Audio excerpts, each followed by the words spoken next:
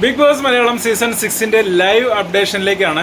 ലൈവിൽ എടുത്ത് പറയാൻ മാത്രമുള്ള കാര്യങ്ങളൊന്നും നടക്കുന്നില്ല കേട്ടോ. അതുകൊണ്ടാണ് അപ്ഡേഷൻസ് ഇങ്ങനെ കാര്യമായിട്ട് വരാത്തത്. കുറച്ച് മുന്നേ അപ്സരയും ജിൻഡോയും രതീഷും കൂടെ ഇരുന്ന് സംസാരിക്കുന്ന ഒരു കാര്യമാണ്.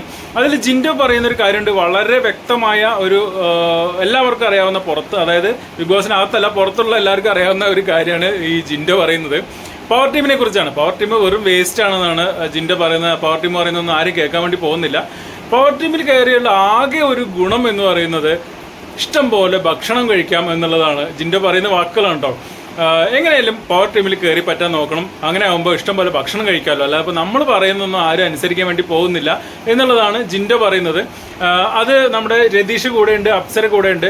അവർ രണ്ടുപേരും അതിന് ശരിവയ്ക്കുന്നുണ്ട് കേട്ടോ. രതീഷ് പറയുന്നതും അത് തന്നെയാണ്.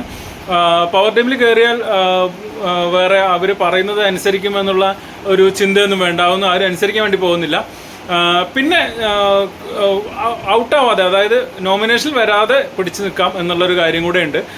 ഈ ഒരു രണ്ട് കാര്യം മാത്രമേ ഉള്ളൂ പവർ ടീം കൊണ്ടുള്ളത്. അല്ലാതെ പവർ ടീം തന്നെ ആവശ്യമില്ല, പവർ ടീം തന്നെ വേസ്റ്റാണ് എന്നുള്ളതാണ് ജിൻഡോ പറയുന്നത്. അതിനെ സപ്പോർട്ട് ചെയ്തിട്ടാണ് രതീഷും അപ്സരയും സംസാരിക്കുന്നത്.